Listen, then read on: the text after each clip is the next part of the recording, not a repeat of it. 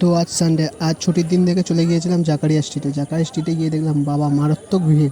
প্রথমে গিয়ে একটু ভিডিও তুলে নিয়ে স্টার্ট করে দিলাম একটা কাবাবের দোকানে গিয়ে ট্রাই করলাম একটু রেশমি কাবাব। এত ভিড় থাকার দরুন আমরা রেশমি কাবাবটাই ট্রাই করতে পেরেছি।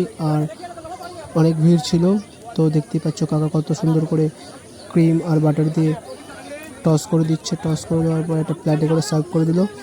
আর 6 পিস নিয়েছে 250 টাকা। তারপরে চলে গেছি এক কাকার দোকানে। কাকা দেখি পরোটাগুলোকে উড়িয়ে উড়িয়ে ফুটো করে করে ভাজছে। ভাজার সাথে সাথে পাশে কাকার যে হেল্পার সে কেটে কেটে সার্ভ করছে।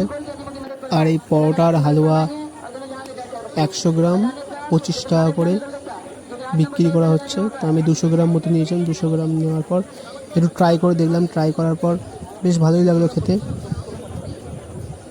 সাথে সাথে দিদিও একটু ট্রাই করে দেখে নিল। পরোটা খেতে বেশ ভালোই ছিল, কিন্তু একটু বেশি অয়েলি ছিল।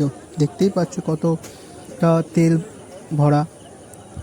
তারপর তেল ছেঁকে খেয়ে নিলাম। তারপর ট্রাই করলাম একটু শাহি টুকরা 1 পিস নিয়েছে 50 টাকা।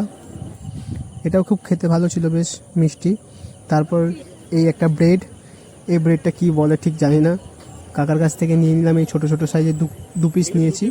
এটা বাড়িতে এনে ট্রাই করবো বলে নিয়েছি, তো এটা এখনও ট্রাই করা হয়নি। দেন চলে গেলাম একটা দাদার দোকানে, দিল্লি 6-এর ঠিক পাশেই। দিল্লি 6-এ তো ঢোকার কোনো সুযোগই পাইনি, এত ভিড় ছিল। তারপর দাদা আমাদের দিয়ে দিল মহব্বতের শরবতটা খেয়ে দেখলাম বেশ ভালোই খেতে ছিল।